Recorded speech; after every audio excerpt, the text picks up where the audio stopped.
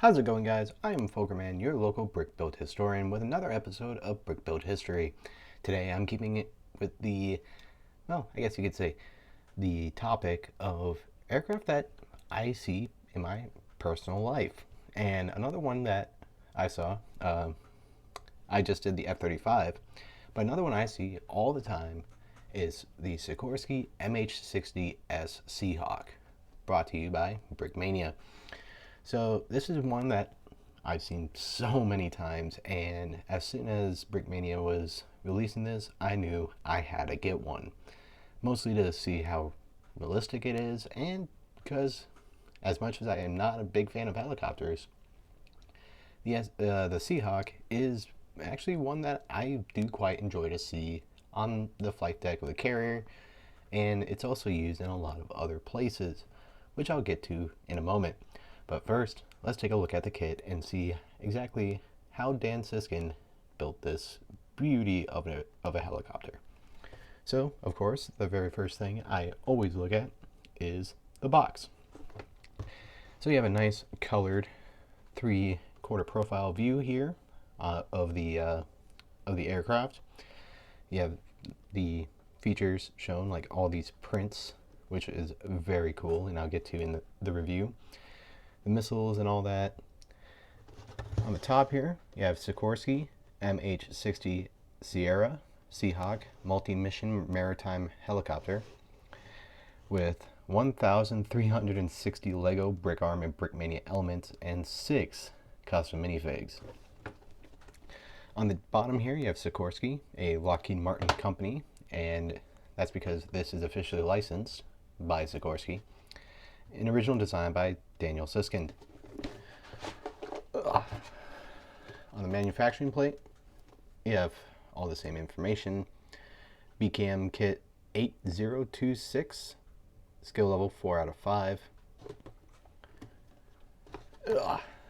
I have kit number 13, so almost in the top 10.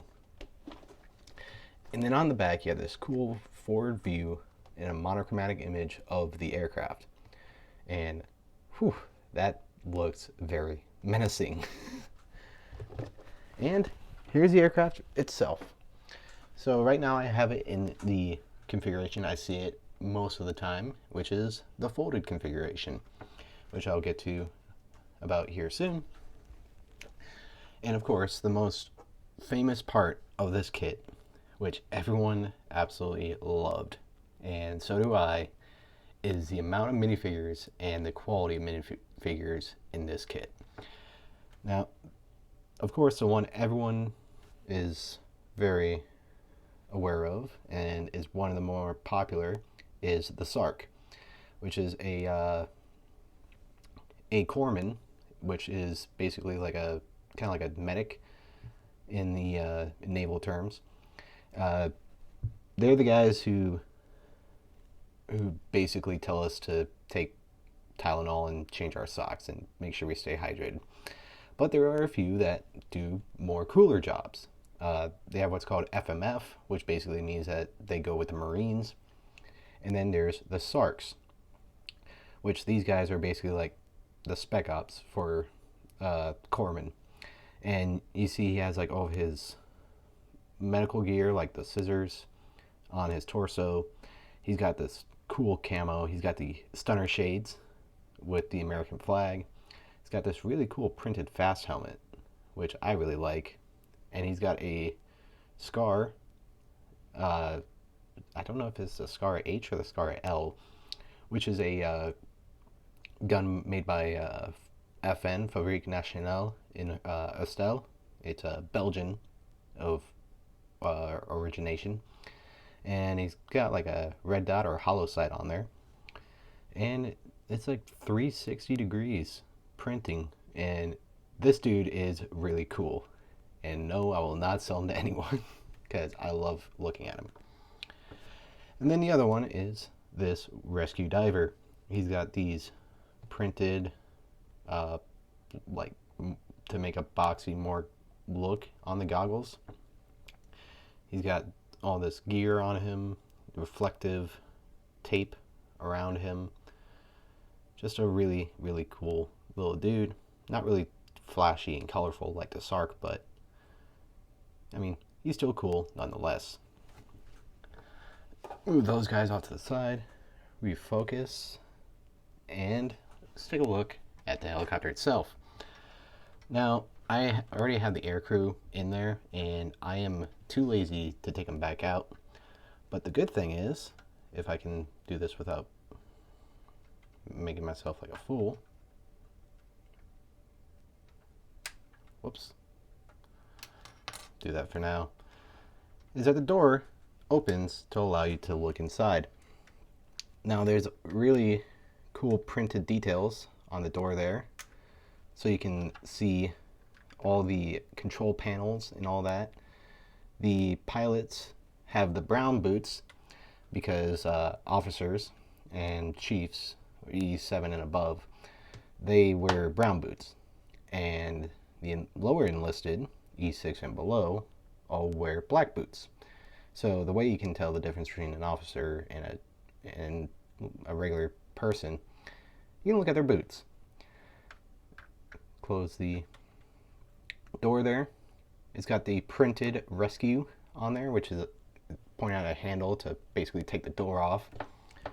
You have a FLIR mounted on the bottom here. FLIR stands for forward-looking infrared. Honestly, it bugs me every time they say FLIR, because I've always pronounced it FLIR my entire life.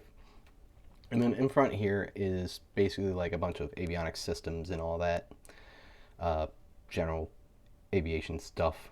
You got some windshield wipers to clean off the rain, because unlike jet aircraft, this thing doesn't go very fast.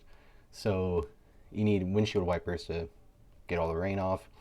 You got light colored glass here on the front, darker colored glass, which is a little dusty, on the very top here, so that if the sun's beating down, it's not just glaring you in the eyes. You have some rear view mirrors because you need to see what's behind you.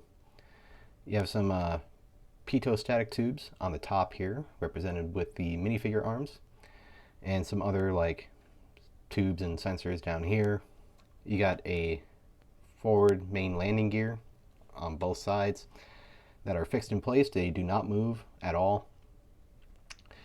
You have a N240 mounted machine gun on both sides, and I have my crew stationed there so that they can shoot at whatever is attacking them. And then you have what's called the wings, or the winglets, and this is where they put their weapon stations. Honestly, a lot of times I do not see them with these on, and when they do, they're usually empty, even like in country. And then you have 4 Hellfire missiles, which I also don't see too often. Usually they have these big, like 30mm chain guns attached on the winglets, if they have the winglets there. So, but you know, Hellfire missiles look really cool, and that's a very menacing look. Continue on the top here, this is like I think this is like a maintenance hatch, but like basically like pulls forward so that maintainers can get in there. You have the 2 turbo shaft engines, which basically they're 2 like jet engines more or less, and then they connect to the rotor here to allow it to spin. On the inside there, you have the little life raft and a stretcher. And on the other side, by the way, I was too lazy to actually put the hook in, but you have a M2 Ma-Deuce hanging out the door here. Never seen that in my personal experience, but you know, still looks cool. And then the door here is just like every other H-60. You just take it off like that, and then you can slide it, quote unquote, slide it to the front and close it up like that. Though personally, I like to have it stay open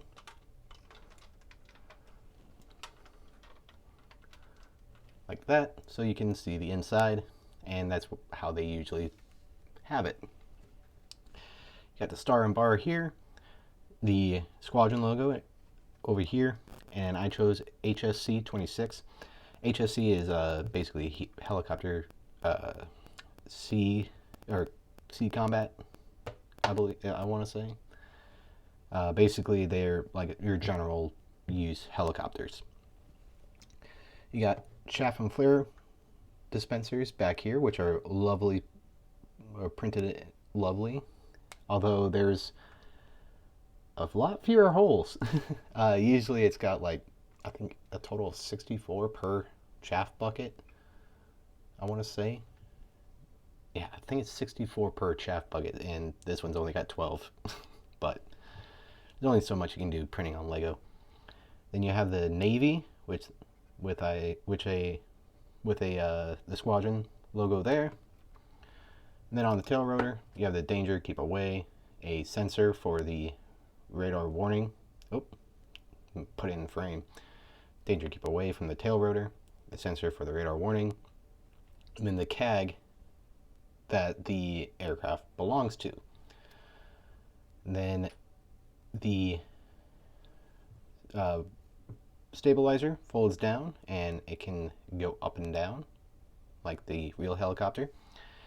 You have a single tail wheel, which is the signifier that it's a Sierra model, because all the other 60 models have all of them except for the Hawkeye, or for the Black Hawk, I want to say, have it more centered here, and it's kind of like the Lego nose wheel used on normally used on aircraft. So if Dan is going to make a Romeo version of this, which I hope he does, he might use that for the tail wheel. But for now, we have a frying pan with the smaller frying pan as the side here, because it's like connected on one side. The tail rotor here spins, and then the main rotor, which is probably one of the best features, folds up just like the real thing. So you take these register plates and move them out there, and then boom, spins just like the real thing.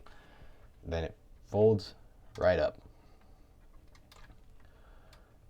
And as you saw, the horizontal stabilizer, I should say, also folds up, and then the entire tail section folds up. And that's the basics of this aircraft.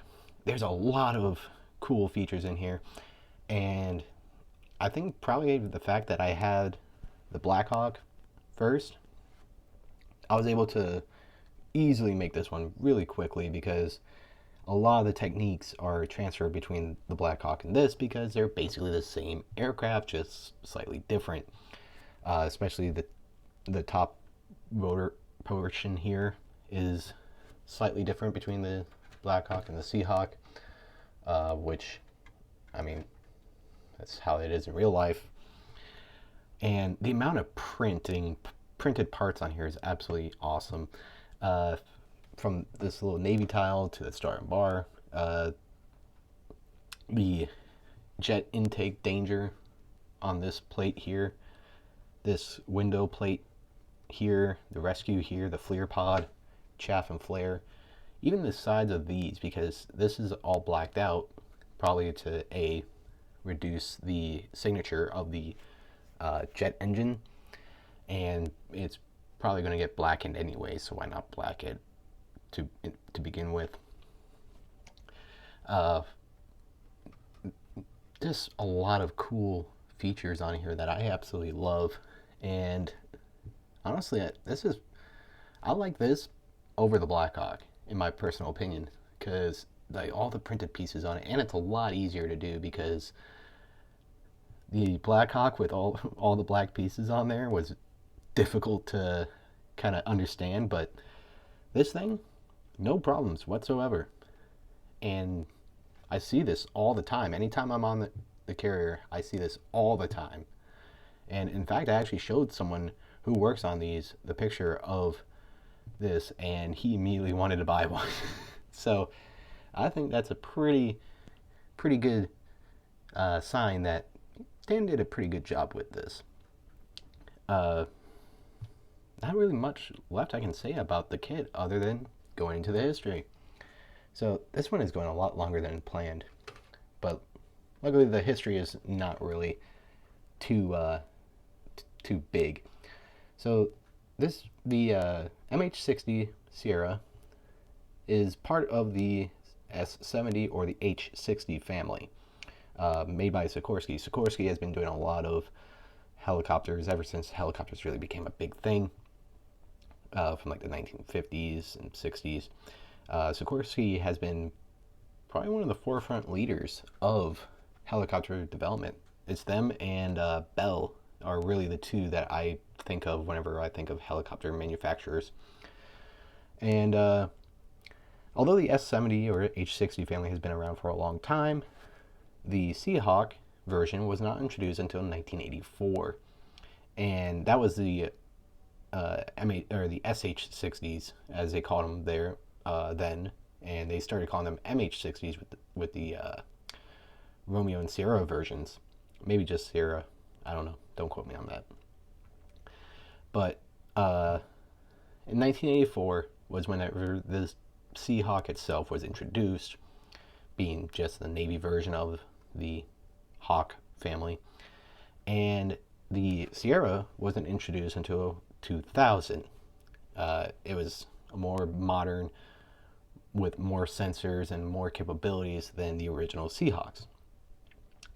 And the Seahawk was basically to replace the SH-2 Sea Sprite in basically everything.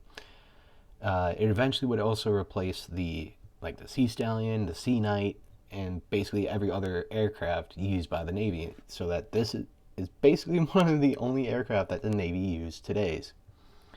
And it's not only just used by the United States Navy, but also by the Royal Navy, Royal Australian Navy, I think Israel, like Turkey, like a bunch of other countries started using Seahawks because this is probably one of the more versatile helicopter airframes I have probably ever seen. It's capable of anti-submarine warfare, anti-surface warfare, search and rescue, combat search and rescue, medevac, replenishment, and basically everything under the sun you can think of. You could even probably put like rocket pods and air-to-ground missiles and make this a ground attack version from the carrier. So there's so many versatile uses of the Seahawk, especially the Sierra version. The Sierra version is more of your basic sea combat version, while the Romeo version, the version that came just before it, is more based on like surface and submarine warfare, which that one would be really cool because it's got like this big disc on the bottom, and it's also got sonobuoy tubes hanging out the side here, and it's also got drop tanks that are added. And it's I honestly, Dan, please, if you're watching this, make it a Romeo version because that thing is really cool.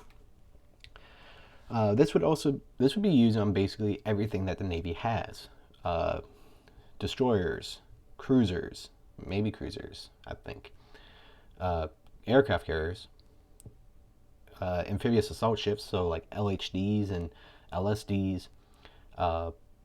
Basically, you could slap this on any ship that has the ability to hold this thing. Doesn't even need to have a hanger. You can just have it slapped on there, chain it down, and then let it go through the weather because that's what it's built to do. The Seahawk currently has 938 models built, and they're probably going to keep on building more because this is a pretty high demand aircraft in my opinion. It's got so many uses that why stop building it? And I think there's still a lot more that they could add to this so that it will stay really relevant for a very long time. Uses two General Electric T-Tech 700 GE Tech 401C turboshaft engines. What a turboshaft engine is, basically, two jet engines that, instead of using the exhaust to propel the aircraft forward, the rotor here has a shaft, and the two engines start spinning the shaft, and then it starts spinning that. Then the tail rotor shaft goes down here into the tail, and then it's got this cool like connection where the gears are like the teeth of the gears are like that, like a pyramid with the top cut off, so that whenever you slide the tail, they will automatically go into place. You don't have to worry about making sure that the rotor's spun at a certain angle or anything like that, which is really cool. Has a top speed of 168 miles per hour, which it's not really that fast, but it's a helicopter. Helicopters don't really go fast unless it's that cool Lockheed one with the contra-rotating rotors and the propeller out the back that sends it flying.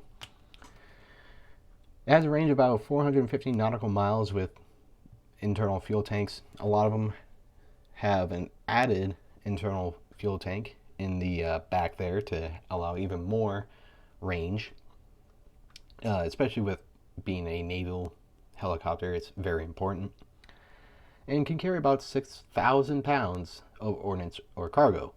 So whether it's the winglets here carrying Hellfire missiles or Mark 46 torpedoes, or mines, sensor pods, whatever, it can carry basically the whole lot.